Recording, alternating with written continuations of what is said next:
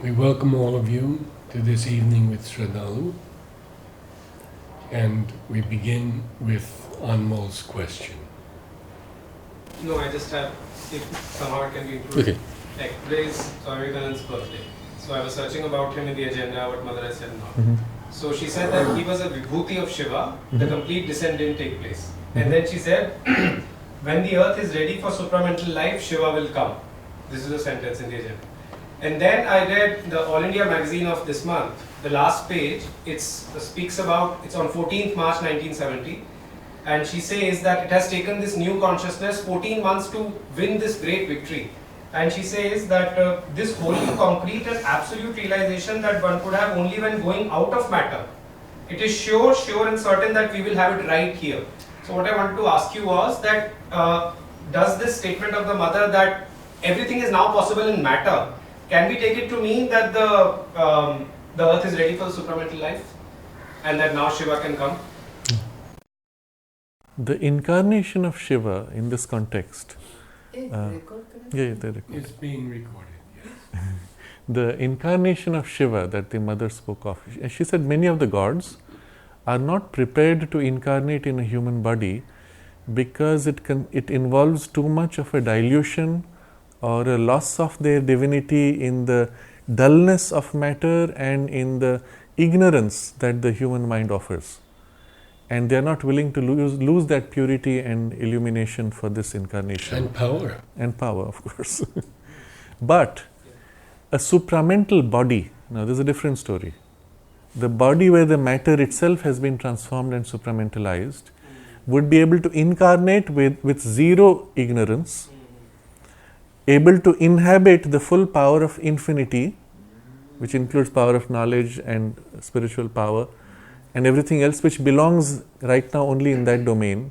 It would be able to incarnate it in a living body of form. At that point, the gods will enter the physical manifestation and participate directly. Until then, what they do, and this is actually happening now, and it has been happening for thousands of years, they put out either partial incarnations, vibhutis, or more important, see, the vibhuti concept itself need not be a separate person. It can be a power put into an existing evolving human being, partially identifying and supporting that person in the evolution, working through him, and that deity is growing through that access in the human life, but is not fully involved in it. And this is happening all the time. And she said almost all those beings will manifest, they are waiting for that moment. Yes. Waiting for that. Yes, but when you are speaking of a being which is cosmic, waiting, 1,000,000 years is fine. Waiting.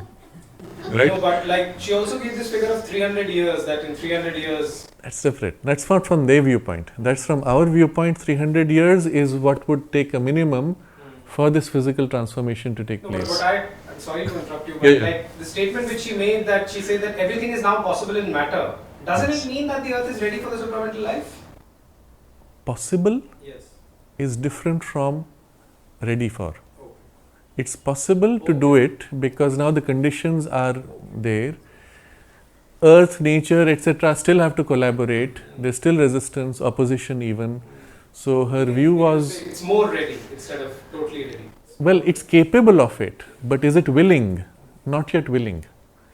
For that, the Mother spoke of the first supramental being having to manifest the aspect of power first instead of love and knowledge, because it would need to defend itself from human beings.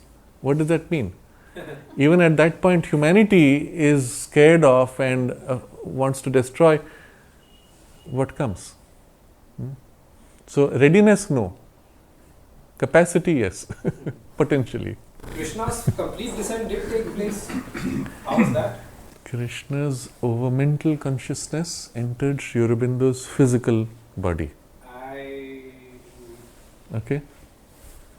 It didn't say Krishna's overmental consciousness entered, it said Krishna entered. Yes. The full descent. And she makes a difference between the complete descent and just a vibhuti.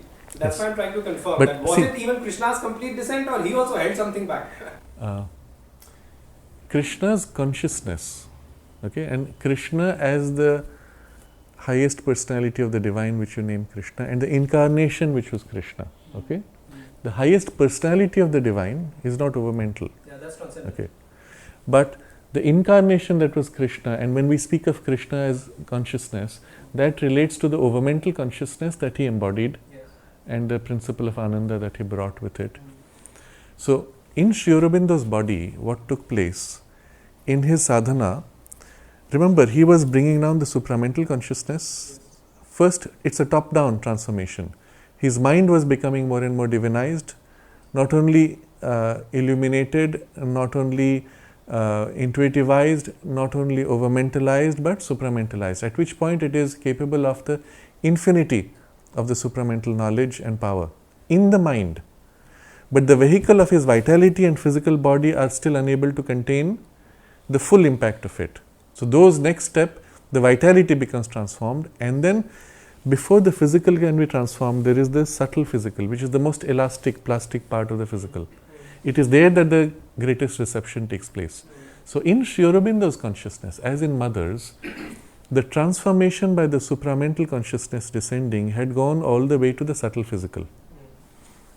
Before it can enter the physical body, there has to be in the physical matter and the body an ability to contain the infinite, which it doesn't have. It will shatter. Yeah. As a preparatory phase of that infinite capacity is the overmental consciousness settling. Let's say before that even the intuitive consciousness has to settle, before truth can touch it. And then the overmental would open it to an infinity, but not the whole of the infinity, but an aspect of the infinity. So Sri Aurobindo was working on this from 1926 onwards, but 1926 is the decisive point where the overmental settled in the physical body. As a result, now it prepares the way for the supramental to enter the physical body. Meanwhile, it's already got to other levels, to various degrees. Okay, this is how you have to understand it. That last part, had it been completed, would have rendered the physical body tissue itself now transformed in a supramental consciousness. What it had been done already was it had been transformed to a degree into the overmental consciousness, but at that point it still has limitations of matter, but it has elasticity and plasticity and ability to reflect the higher ranges directly. There's even a record of yoga entry of December 1926 where he writes about the descent of the 7 sons of the supermind. So it's just after the overmental siddhis.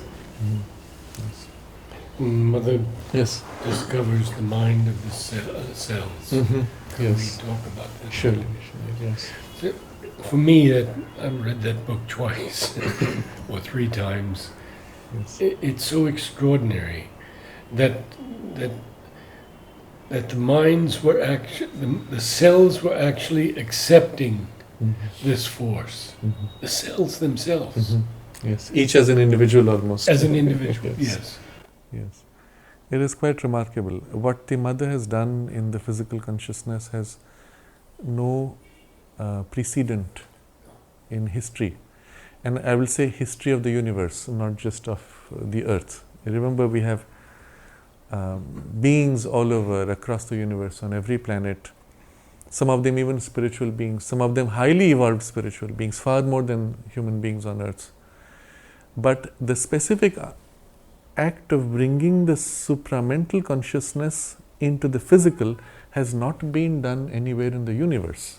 This is the interesting point.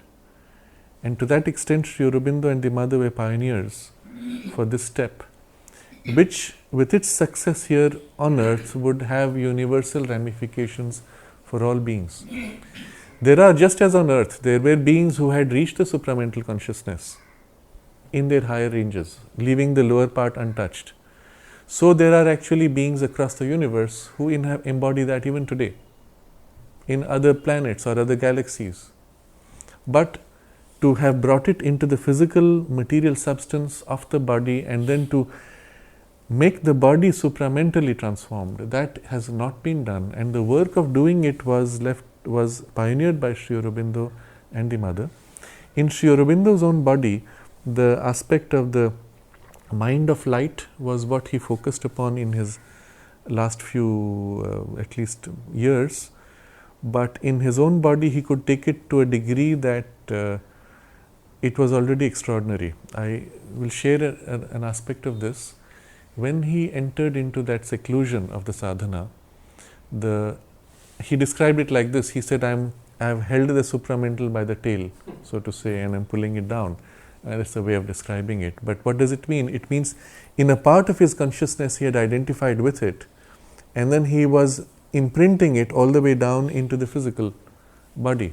So the thing was happening on his body in a certain way, to the degree that to meet him in the physical space with your physical body would be overwhelming to people. And so the mother had given strict instructions that for the people who were living across the street from Sri Aurobindo's room, they were told not to look even inside his room, and other people, of course, in the working upstairs were not allowed to go into that space. Only 1 or 2 attendants were given that access, and even for them it was difficult to be in that presence. And when Sri Aurobindo was asked to add an extra darshan in April, he said, you don't realize how much it delays the work, because every time that he had to meet people for the darshan, he had to reduce the power to make it accessible to people. And with that reduced power, people entering that atmosphere used to be overwhelmed. And in the first darshan, which was after the Supramental Manifestation, in 1960, 29th February, the mother was embodying that in her consciousness now, because it was an active power in evolution. She could hold it in the physical body, and she had given strict instructions, nobody is to touch her. So she was giving the blessings, the card was there and she would give it, and you held the other end of the card, and that was it. No contact with her, no pranam, no touch physically. And one foolish sadhak grabbed her hand, and instantly he fell down unconscious. And of course she had to diminish the power subsequently because of the misuse. Who else might do it? So she had to diminish. But it is just to show you what happens when a little bit of that power is even entering the physical consciousness. Sri Aurobindo said even a drop of the undiluted ananda would shatter the body, because it cannot contain that. There was even the danger initially, and this is discussed by Sri Aurobindo in the early stages of his sadhana, before the ashram was formed, that if the supramental consciousness was brought down prematurely, the physical earth might break. And what does that mean? If you bring it straight into matter, the body of earth would shatter, as would your physical body. Yes. And the only way to make it receptive was to create a space on the physical earth, consisting obviously of human beings, in whom the receptivity might be greater. So a space and a collectivity, a community, in which the consciousness was sufficiently purified and raised that it could enter first of all in relation with that power, and then receive and contain it, however partially, which would then make it possible for the earth consciousness to be able to support. And it is for this reason that the ashram was created. But it never really happened. Mother said at one point, we were just reading today on gossip, she said it has gotten to such a point that it's impossible now. And I think it was Sir Akbar who told Mother that Mridu was the second mother. He said, be careful. And Mother said she gossips about everything. And it's the most dangerous thing in the ashram, she says. Yes. I don't think that culture has changed. If anything, it gets worse. But the whole thing was, in the initial stages, everybody coming to the ashram was selected. And the degree of concentration on the purpose was so great, the exclusivity of the focus was so great, even you were not allowed to receive a gift from somebody from outside. Even a letter coming had to pass through that filter. And it may seem to the normal mindset something almost oppressive. Big brother. Yes, like you're still living in a prison house or something. Yeah. But it was to protect the space created from the invasion of the world. Precisely to create that barrier. It was not a rigid barrier, it was porous barrier, because Sri Aurobindo wanted an exchange with the world.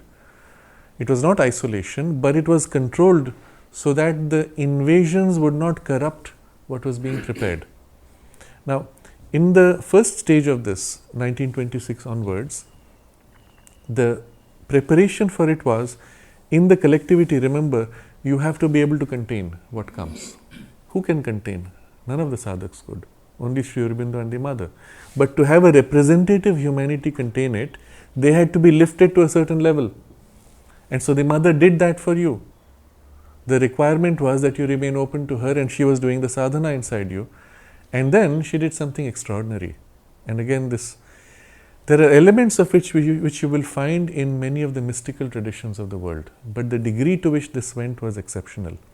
What she did was, there was a group of, I believe it was 24 sadhaks, and there would be a meditation, and it was called the soup ceremony.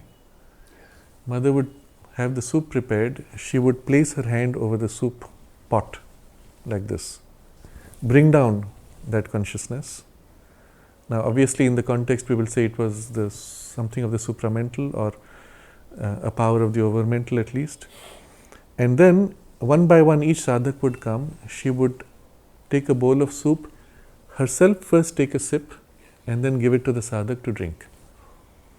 On each one of the sadhaks, it was a different aspect that was being invoked. She would embody a certain power of the divine, what we will call today the gods, the Vedic deities. Now these are cosmic powers, okay? She would embody that power, connect it with the soup bowl, the soup content, and then give it. And into each one she was now fixing this consciousness of one of the gods. The result was in a very short time, and it took, the whole construction took about 2 years, she said. In those 2 years, all these sadhaks were having extraordinary experiences of the overmental consciousness. They were experiencing the powers associated with those deities, the consciousness associated with those deities, and they had done nothing. They had done nothing to deserve it. It was all created, built by her in their consciousness. And imagine the demand of the purity required. Okay? And they held it.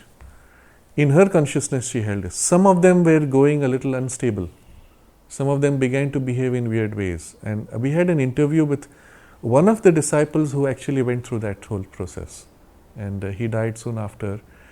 And we asked him to narrate what was happening. There were others who were not in that process, but who came just after and who heard what was happening. And there was one example of a sadhak who would, during the meditation, he would get up suddenly and go around and hit people and say, oh, this is not clear, and whack him. And so people would get a little worried, and mother said, no, just leave him. What it was, we don't know. Maybe there was an instability within him, but she was working on it. She had the whole thing in her control. She had built up this web, so to say. The group, the collectivity, embodied all the major aspects of the divine, of the overmental aspects of the divine, and the whole thing was held like this, like a container, into which the supramental could come straight. Okay? Now, this description of what it meant, you will find alluded to by Sri Aurobindo in the evening talks of that period, 1927-28, where in one of the discussions, he says, somebody asks, what is required for the supermind to come into matter? And he says it would require for all the overmental gods to first come into matter and provide the supporting base for the supermind to descend. And this is what the mother had created in this group. Then with that ready, she goes to Sri Aurobindo. Now all this is happening, remember, in Sri Aurobindo's direct support. She is only executing what he is willing. They were one consciousness. And then she goes to Sri Aurobindo and shows this. Here is what I have created. And Sri Aurobindo says, no, this is not what we want. Now, it's not that they didn't know. It's that they had to take it as far as it could go, and then they saw that it had a limitation. He says to her that you'll become very famous, you'll begin a new religion, you'll be known all over the world. Yes. He said it may even create the greatest religion ever. Why? Because you had human beings now capable of wielding the powers of the gods like that, literally. And what would it mean for humanity to face this? Amazing, overwhelming. And what did it mean for those people? Now I'll come to the story of it. So the guy we interviewed, okay, but let's complete this part. So what mother did, she said, if you do this, it will lead to that, but we have to postpone the short-term benefit for the long-term. This would create an overmental manifestation which would even delay the supramental manifestation. And so mother says she went back and in 2 hours she dissolved the whole formation. All the links she had built up over 2 years, she went in and dissolved it. Now imagine what an extraordinary power she had. That she could summon the gods into herself and imprint them directly into an human being and build that without your being in anywhere near the competence required. Just requiring that basic surrender. That's what she is capable of today. Okay? She built it in each of them and then she just goes and dissolves the whole thing. And the connections are released.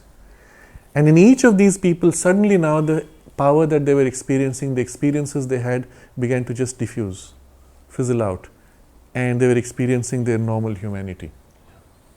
So some of them got upset. So the guy we interviewed was one of those. Now you see, this is what happens when you have the unregenerate humanity onto which you imprint this higher possibility. The guy told us, for the rest of his life, he was against the mother, living in the ashram. And I think we interviewed him in early 90s or late 80s. And he tells us, you know, I was getting such great powers, the mother became jealous of me. So she removed the power from me. Amazing. I don't know what exactly he had, which aspect it was, but the mother removed it. She became jealous, so she removed it. And she was jealous of my capacity. And I'm thinking, and we're talking to the guy, and you can see his mind is so undeveloped, so immature in that sense. But obviously he had something that they allowed him to come into the ashram. There was some base on which they could build. But this is what happens when your basic spiritual foundation is not clear enough and the power can be given, but then the ego can seize and distort it. And had this framework gone on, this is very likely what would have happened.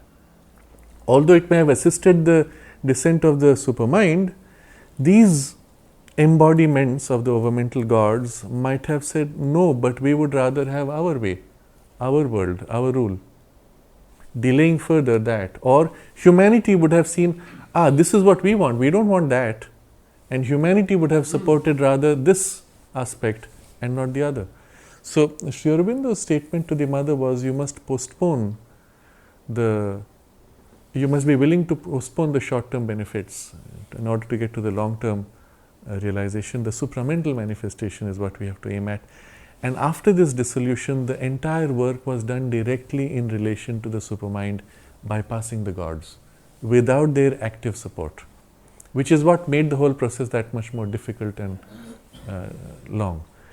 Even then, the whole point had been reached in 1938, 37-38, that was the transition point, where the supramental world was literally as if on the edge of manifestation. And again, we had these interviews from people who were alive then. They said you could feel it in the air. You could feel something extraordinary imminent. And there was this sense of delight and new world, new possibilities.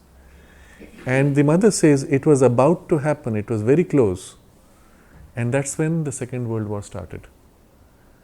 The mother explained it thus. She said the opposing Asuric forces provoked that war in order to distract Sri Aurobindo from this work.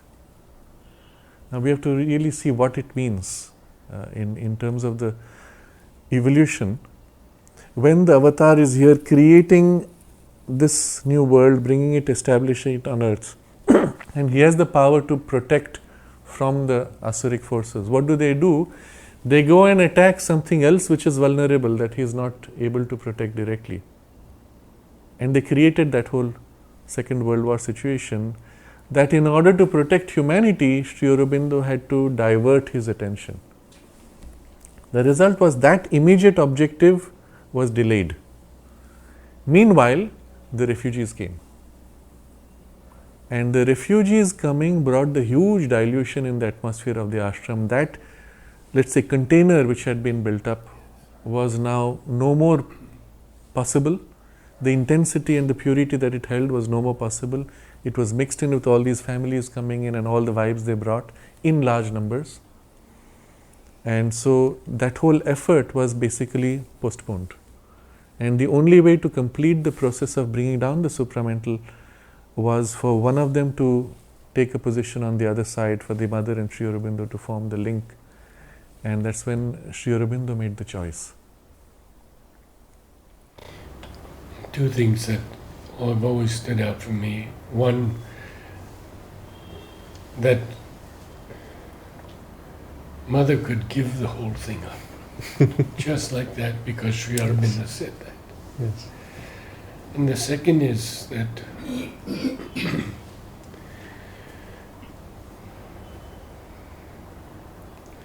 that there were great beings here whom we've had the privilege to meet. Nolini, Pavitra, Amrita. Are they working for us now in that way? You know, many of them were exceptional beings in human history. We have spoken of it on one of the earlier things. They were often characters in historical events in human evolution, and all of them were brought here into this space for this purpose. And mostly people of that order don't incarnate very quickly. There's always a longer gap in incarnation. And second is, for what purpose? So everybody came at the time of the avatar for the purpose of participating in the transition. And when that process has now taken a different form, or there has been a postponement, it's a choice for each being. Would you choose to enter the present when there is now the decline and the confusion? Or will you assist from the other side and then come in when things are clear? And that depends on each one. According to the soul's inclination, some more heroic types will say, well, I'm going to get in even in this darkened patch and do what I can. And others will say, well, I'll wait and work from this side where I can be of more use. And that's how it is.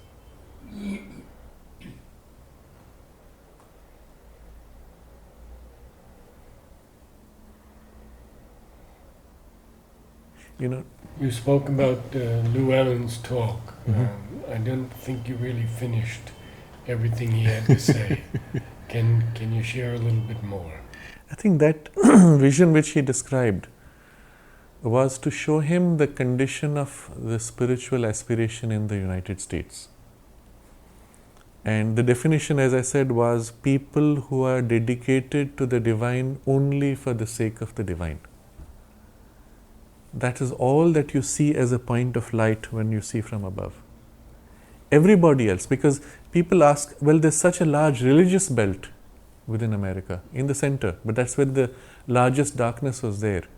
So the religious turn and even the worship of God, or even the idea of committing yourself to serving the church which represents God, or whatever form it may be, in itself has very little spiritual value from that perspective, from above.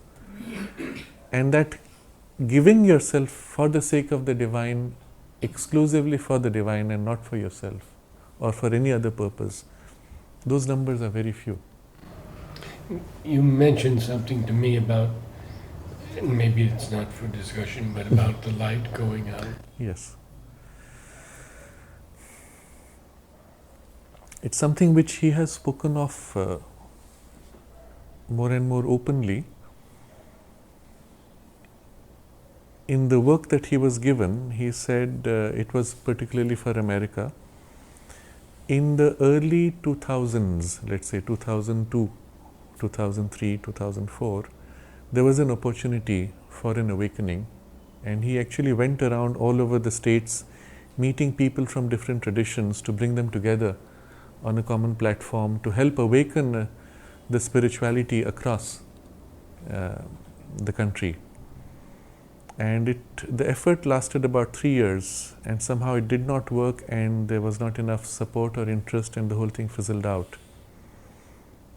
It's interesting, that's around the time also when the pushback took place from the other side with the 9/11 attacks and the US invasion of the Middle East, which entrenched the Cabal further because they passed a series of laws. I don't know if you're aware, to this day the United States is a country at war in a state of emergency because of war.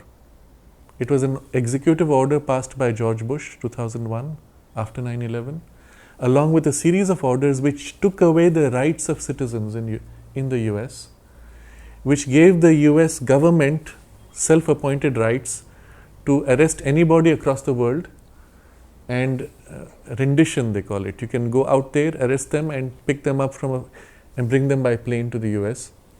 And all of these things which would never have passed in a normal open society were done in that moment of stress just after 9/11 attack, when people were shocked and said, okay, anything for the security. That was all. And everything changed at that point. The Cabal entrenched itself in depth from that point on. And what you can see is that opportunity which was there for the light was also facing huge pushback, and subsequently Llewellyn's experience was that opportunity passed, and he would see the clouds on the horizon approaching. Now, my interaction with him took place, I think, on this topic in 2010. And he asked just casually, he asked me, how are things in your community? And I said, well, we are going through certain situations, we have some problems, and there's been a kind of an invasion of certain energies which are creating the confusion.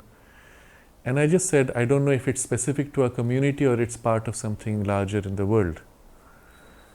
And then he said, no, that's very interesting.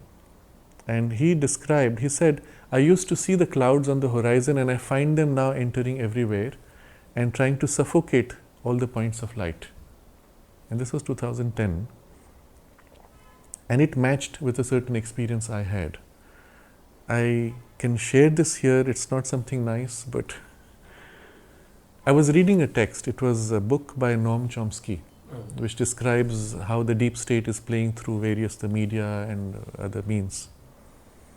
And entering it, I was feeling this thing. I found the pattern, it's working everywhere, the darkness. And I said, well, what's behind it?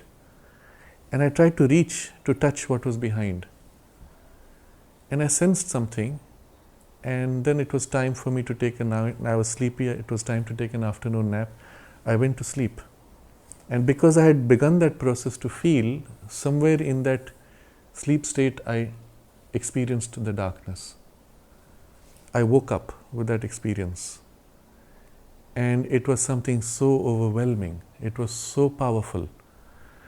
It was something so deep, pitch black, and so powerful it would stop at nothing. I was so overwhelmed, I just began to weep and weep and weep. But I saw it. And then I realized what its power is. And that's why it has been a struggle. That's why it has been a battle for the divine also. Otherwise, things would have just unfolded smoothly over thousands of years that you have had the divine incarnating, working through so many spiritual movements and awakenings. No, it's not so simple, because the other side is humongously powerful. It is also a cosmic force in a sense. And these are the asuras that Mother had to fight and overcome and defeat. And that's the scope of the battle. And that glimpse gave me a sense of what it was. And then Llewellyn said that he saw the light, he saw the darkness entering, and the points of light being attempted to be extinguished. And at some point, a few years down, 2012 or so, 2013, he said he saw that the darkness was suffocating the light of the earth. Now, he was very careful about what he was saying. He explained that it was a special light given to the earth for the nourishment of the collective evolution of humanity. And that light he saw going out, being extinguished by the darkness. The practical result, he said, was, of course, spiritually each one can grow, but that collective movement of awakening that had been, at least momentarily blocked or postponed, we do not know. At the same time, he had this other experience which he has narrated, which is also he has put on his website.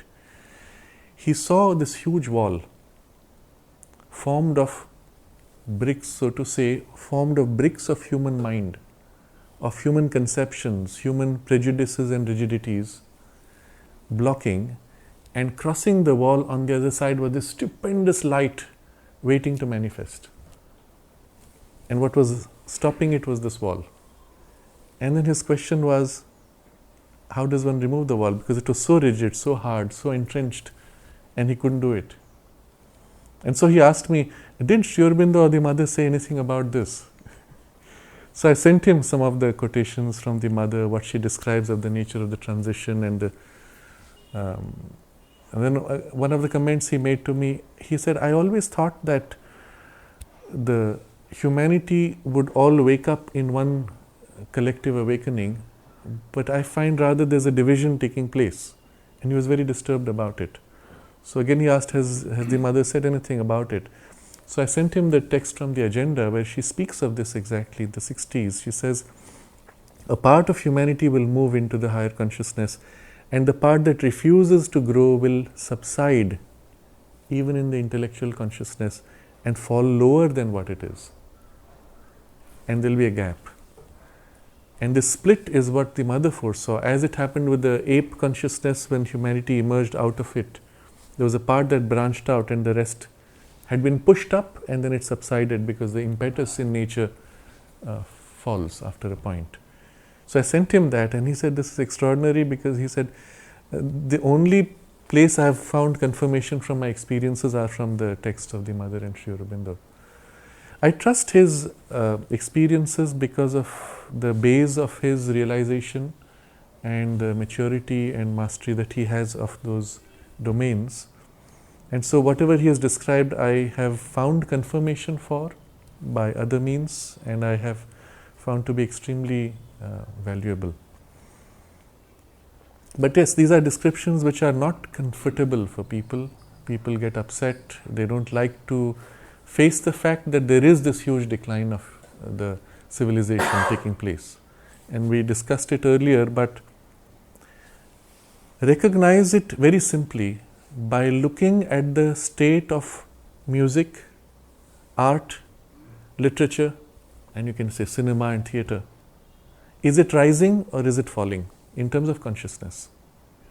Because these are the spaces of collective sharing and collective nourishment, basically. And if the collective sharing and nourishment is declining, well, you have to face the fact that it is. Doesn't mean it has to stay. Doesn't mean it has to continue. It can be changed, and that's our work. But if you don't face the fact that it's happening, then you will live in a kind of a disconnected fool's paradise and be unable to act the way it's required and to the extent that is required, waiting for things to happen. I want to conclude with this very important idea. You will see everywhere in the New Age space, there are channelings of people saying very nice things. Oh, now indigo children are coming, now there will be a change in the DNA. A lot of it is fantasy, but still, it's hope-giving. But the catch is this. Always they will say, it's going to happen. First they said in the year 2000. Then they said 2012. Then they said 2020. Now they're saying 2030. It's going to happen because Earth will enter a galactic sphere and there will be these rays from the center of the galaxy and it will happen. Or someone else says, oh, because there's this blue light coming from some higher beings and they are doing this and it will happen. Oh, there's this group of 12 gods who are going to do this and it's going to happen. What are they telling you? It's going to happen, hang on. And the message basically is wait, you have to do nothing, it will happen. And the result is, all the followers of those channelings are saying, okay, it's going to happen on 2012. We will all be ascended into higher consciousness. So wait, you do nothing. And that's the best way to delay. That's the best way to ensure failure of the evolution. Whereas the message of the mother and Sri Aurobindo was now, you have to act now, change your consciousness. The fate of the earth depends on your evolution of consciousness. It's not going to happen on some fixed date. It's not going to happen because of rays from the galaxy or some planets. They are not spiritual energies. It is your change of consciousness which is what will create the change in the circumstances. And so the message for us is an urgency for our spiritual evolution. And the change always begins on an individual level. No collectivity can evolve if the individuals don't evolve. So wherever we are, if you do not see individuals evolving, you can be sure things are going to collapse. And if you don't want that collapse, well, then you have to start with yourself. And then to the extent that within you, that consciousness is sufficiently developed that it begins to radiate into your environment, well, you will be impacting the larger community also. But if you don't begin with yourself, all the social work of change you do is not going to help. Connecting this to our earlier discussion about propagating these ideas, that you have to do. Even if you don't have the spiritual experience of it, that experience which Sri Aurobindo has articulated has to be shared with others. These ideas have to be planted everywhere, and that we can do. It's not a propagation of ourselves, it's a propagation of a message. But meanwhile, we have to work upon ourselves for this change. We have about 20 minutes left, okay. And I would like to ask Yes. you if you could speak a little bit about global warming and the earth itself and the pain that it is suffering. I don't know if we discussed this already. Didn't we cover it at some point? I think so. I think yes, we have covered. Did we do that? I spoke also about the global dimming that is taking place since 1956 and the change in weather patterns that Mother spoke of. Yes. So, I'm more concerned with the despoilation of the earth itself. yes. You see, that is another game that the Cabal has played on human thought and effort, misdirecting our attention and effort to something which is of no consequence, practically. You see, when people talk about global warming or now climate change, what are they telling you? Sea levels will rise 50 centimeters after 50 years or 100 years. So I was at the UN Climate Summit, and there was this discussion, intergovernmental meeting, okay? So we went and spent time there. One by one, the person calls out Morocco, India, Germany, and each representative says, "Sir, we have gone through the document and we have not had enough time to study. We need some more time to study. But we are concerned about why you have put quotation marks around these words. And shouldn't there be a comma here?" What? Wordsmithing. Coming out with a statement. And what does the statement hold? The lowest common denominator that the interests, government interests, political interests, economic interests, industry interests are willing to compromise to in a shared decision. And if you put 200 countries with their lowest common denominator, you will have nothing. And so they are wordsmithing with commas and quotation marks. Okay, we go to a different meeting which is discussing the destruction of the ocean, climate, etc. So hoping for something meaningful. And the chairman of the group says, now that there's going to be sea level rising, we have to protect tourist assets on the beaches. Protect tourist assets on the beaches. Not about plant life, not about human life, not about ocean life. Tourist assets which need to be protected. And that was the theme of the whole discussion. It's amazing. And why is all this being given so much importance? Because it is of no consequence. If sea level rises in 50 years, what happens to people as the water rises? They migrate. They go away. Nobody dies because of that. Okay, a few islands will submerge, but they will migrate. But what is happening meanwhile, which they don't talk about, is the immediate poisoning of the air, of the water, of the soil, and the complete collapse of the life systems and the microbiome of the soil itself, which means you will not be able to grow food. The food you grow will be poisoned, and the increase of diseases which are happening, and the flowers are not pollinating because already the system of pollination has collapsed. Nobody is talking about it. And this is the great diversion that is created. Meanwhile, what do they do with carbon increase? You're treating carbon dioxide as a poison. So we have film stars coming out with public statements. We are poisoning the atmosphere with carbon dioxide. No, sir, it's not a poison. It's what we breathe out, which plants breathe in, and it's one of the life-giving, nourishing substances. And the balance of carbon dioxide and oxygen is an ongoing exchange taking place all the time. It's not a poison. You're not talking about the poison, and the thing which is healthy, you're calling poison. And the whole value system has been reversed. Meanwhile, what do? They tax you. They tax you for carbon tax. So now every produce in the world is being taxed with the carbon tax.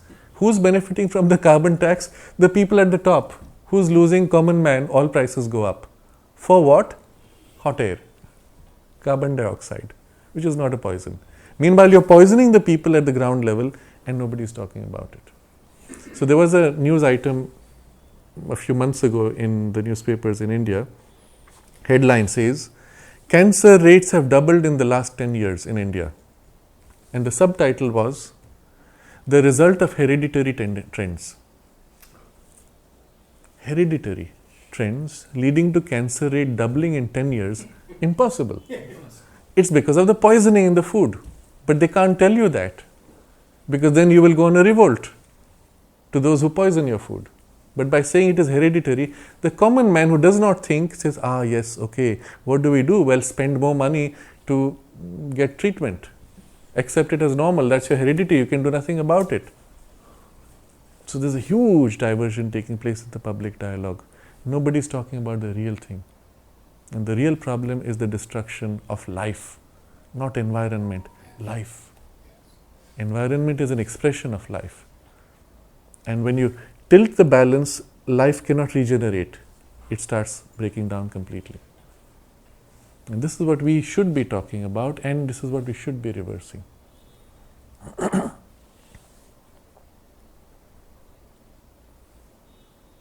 So when, again, linking it to the mothers, we asked Iman Bhai how he started Gloria Farm. So he said he used to bring every day, because he was involved in purchasing the vegetables and foods for the ashram. And for the mother, he would prepare a certain juice every day. And one day when he took the juice, she drank and she felt it. She said to him, can you not bring me food which is not poisoned? And so he said, okay, that got me thinking, and I started this organic farming in Gloria Farm. He bought the land, etc. Now imagine this is what she had to say, because the poisoning had started with the Green Revolution in the 60s, in India at least. And with it came all the pesticides which you were dumping, and it was coming in the food, and she could taste it. And she could feel the effect on her body. And so she seeded these key corrections right then. We have not done it even now. I don't know if Gloria Farm is still organic, but all the rest of the ashram farms are still not organic. But if you just saw that one suggestion that she made, by now we should have been the pioneers of organic agriculture. Auroville has some of the farms which have moved now completely to organic, but still not entirely organic.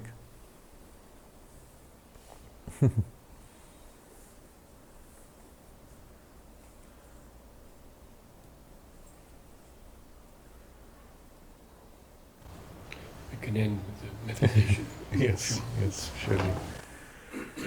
In conclusion, though, to give the whole thing a positive turn, remember what the mother did with the sadhaks in the ashram, that she could bring down these overmental gods, incarnate them literally. What did she need to do for that? What was the requirement? It didn't need intelligence. That guy didn't have intelligence, the guy we interviewed. He even had arrogance in a kind. It needed only that you open yourself to her. But you hold that state of relationship, of openness, and submit to, without prejudice, without expectation, without demand, to her force and her action of light. And to remove from yourself the things which oppose the light. Minimum requirement. Otherwise, of course, there is no question of a spiritual life. But even today, she can do that and is doing that to the extent that we offer ourselves. And so for us, this is the important thing to take back. Whatever may be the circumstances out there is the divine help given to you personally for your evolution, for your growth. And there is the action of the supramental consciousness working in spite of these circumstances, working even using these opposing circumstances to ensure the future that is inevitable. If we take the experience of Llewellyn of the light which is waiting to manifest, it's what he was seeing, the new world, the new consciousness. It is overwhelming light. And just this barrier which blocks it is the human created institutions and mental prejudices which are opposing and preventing it. And so to the extent that we accept to free ourselves from those things and take the few steps needed, we create in the wall those little chinks through which the light can begin to come, in us individually and in us collectively. And that's what we are here for. This life is given for this purpose. One of the things the mother said to the children in the ashram and the sadhaks in the school, in the playground, she said that, you were all promised that when the time came for the realization, you would be given a chance. And she said, you don't remember, but I remember. And that's why you're here. But then she explained, this is one of those lives where it is worth it to leave aside everything else for this opportunity which is given.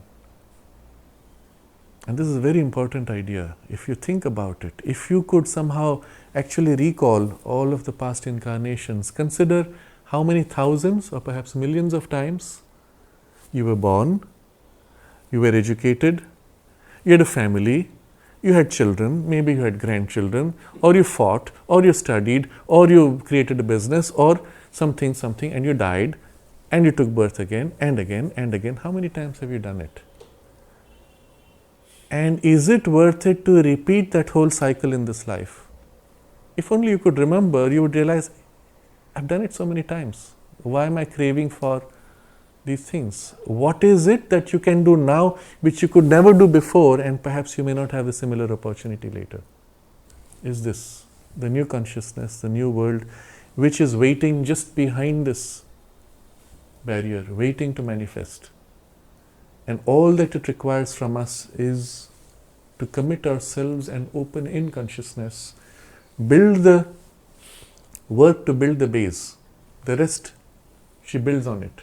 You build the base, she will create the rest with your acceptance, of course, and the purity which you have to hold, with your commitment. But all the rest will follow through inevitably. And it is worth it to dedicate this life entirely to this one purpose. Yes, we have strong pulls and pushes in our nature. Our nature is not simple. Well, give those pulls and pushes their due. But recognize that they are not central. They are not important enough for you to lose this focus. Your focus should be this. And pamper to all the rest. Doesn't matter. Keep this. And this is important for each one of us who feels called to recognize this opportunity. We have to make this conscious choice. It does not mean denial. It does not mean asceticism. And whatever attachments or desires you have, you do not have to give them up in that sense. Pander to them, but do not make them the focus. Only as much as they need so that they don't interfere with your focus, which is this. And the time is now. There is no other time. Yes. In one conversation the mother had with the disciples, it was narrated to us by somebody we had interviewed in that time in the late 80s, early 90s. And he was part of a group of children that the mother was talking with, and she said, which is your most important moment in life? And somebody says, oh mother, when I first saw you. Somebody said, when I first read a book from Sri Aurobindo. When I first woke up to the fact that there is the divine. Some various answers. And then she said, no, you're all wrong. The most important moment of your life is now. And she said, the past is gone, the future is yet to form. Now is the time when you can act and you can take those necessary steps to move to the future. And so it's now. And there is no other opportunity among all the lives we have had, and possibly for the lives later, because once the transition is made, you will not have the same push of evolutionary force and nature to assist you in that breakthrough.